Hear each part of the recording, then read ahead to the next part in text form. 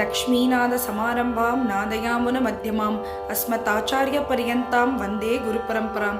ஸ்ரீ ஆண்டாள் ரங்கமன்னார் திருவடிகளே சரணம். ஸ்ரீமன் நாராயணா, ஸ்ரீமன் நாராயணா. உங்கள் புழக்கடை தோட்டத்து வாவியுள், உங்கள் புழக்கடை தோட்டத்து வாவியுள் செங்கழு நீர்வாய் நெகிழ்ந்து ஆம்பல் வாய் கூம்பினகான். உங்கள் புழக்கடை தோட்டத்து வாவியுள் செங்கழு நீர்வாய் நெகிழ்ந்து ஆம்பல் வாய் கூம்பினகான்.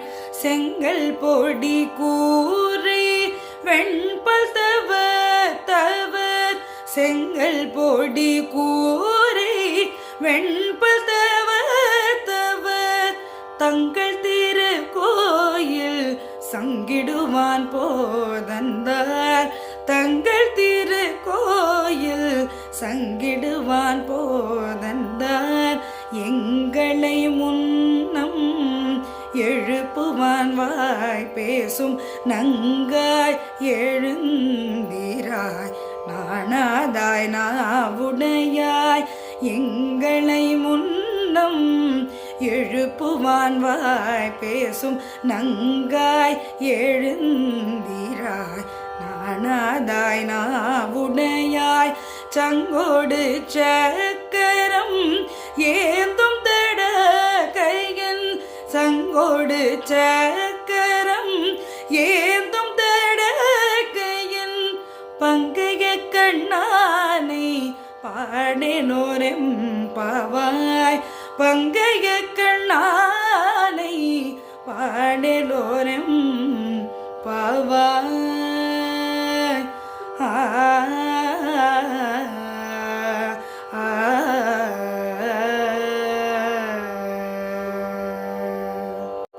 இந்த பாசுரமோட ஒரு சின்ன விளக்கம் ஆர் எசன்ஸ் ஆஃப் த பாசுரம் என்னன்னு பார்ப்போமா?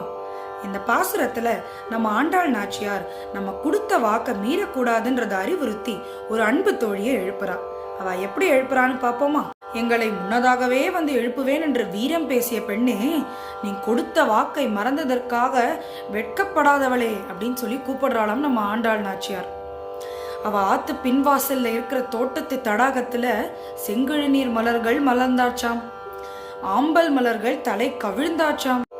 காவி உடை அணிந்த துறவிகள் தங்கள் வெண்பற்கள் ஒளி வீச கோயில்களை நோக்கி திருச்சங்கு முழக்கம் செய்வதற்காக போயின்றிருக்காளாம். ஆனால் இதெல்லாத்தையும் கேட்டு, பெண்ணே, சங்கும் சக்கரமும் ஏந்திய பலமான கரங்களை உடையவரும் தாமரை போன்ற விரிந்த கண்களை உடையவருமான கண்ணபிரானை பாட இன்னும் நீ எழாமல் என்ன செய்கிறாய்னு கேட்கிறாளாம் நம்ம ஆண்டாள் நாச்சியாரும் அவளோட எல்லா அன்பு தோழிகளும்.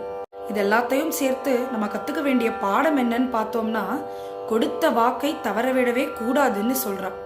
வாக்கு கொடுப்பது மிக எளிது, ஆனால் அதை காப்பாற்ற முடியுமா என தெரிந்து நம்ம பேசணும்னு சொல்றான். வாக்கு கொடுத்து விட்டு பிறரை ஏமாற்றுபவர்கள் கொஞ்சம் கூட வெக்கமே என்று திரிகிறார்கள் நம்ம ஆண்டாள் நாச்சியார் வருத்தப்படுறாளாம். அதனால நாக்கு சரியானதையே பேச வேண்டும்னு சொல்றான். அதே சமயம் சொன்னதை ஏமாற்றாமல் செய்ய வேண்டும்னு இந்த பாசுரத்துல ரொம்ப அழகா நம்ம ஆண்டாள் நாச்சியார் அறிவுறுத்துறா. ஸ்ரீ ஆண்டாள் ரங்கமன்னார் திருவடிகளே சரணம்.